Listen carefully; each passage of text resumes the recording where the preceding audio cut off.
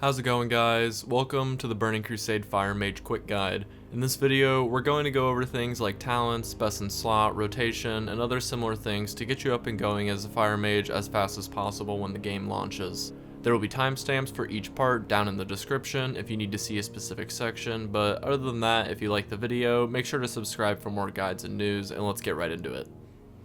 There are going to be two main talent builds that you're going to be using as a Fire Mage. First is the standard build that you're going to be running at the start of the Burning Crusade as a fresh 70, and you're going to be using this build all the way up until you have enough gear to not run out of mana while you're using Icy Veins on a boss fight. The second build is going to be aiming for max DPS, and this is going to be the main build that you want to switch to as a Fire Mage once you have the mana to do so. It switches the 8 points from the arcane tree that we used for clear casting over to give you Icy Veins in the frost tree so you can start to do more damage.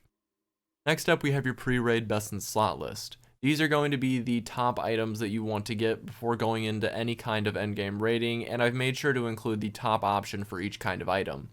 If you still would like to see more options for these though, I'm going to have a full best in slot spreadsheet linked down in the description for you to use, since it would be too much to try to fit multiple of each item on the screen. Now we could talk about the stat priority you want to be following as a Fire Mage. First, you want your hit to be capped at 164, and as long as you have elemental precision in the frost tree, 164 is going to be your hit cap. Then you want spell haste, spell damage, spell critical strike, and lastly intellect and spirit. Make sure to take these stats into account also when you're optimizing your gear and you're doing your gems and enchants. Next up, we're going to talk about what gems you want to have. For meta gems, the chaotic Skyfire Diamond will be your best choice. For red gems, choose either the Runed Living Ruby to start or the Runed Crimson Spinel if you can get it.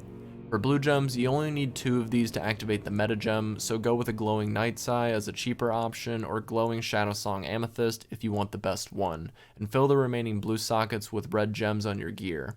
Lastly, for yellow gems, go with Veiled Noble Topaz or Veiled Pyrestone if you are not hit capped, and if you are hit capped, go with Reckless Noble Topaz or Reckless Pyrestone.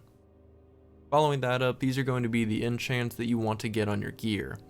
These lists are divided up into the cheaper options and the more expensive options, but some enchants like your back, head, and boots will only have one real choice.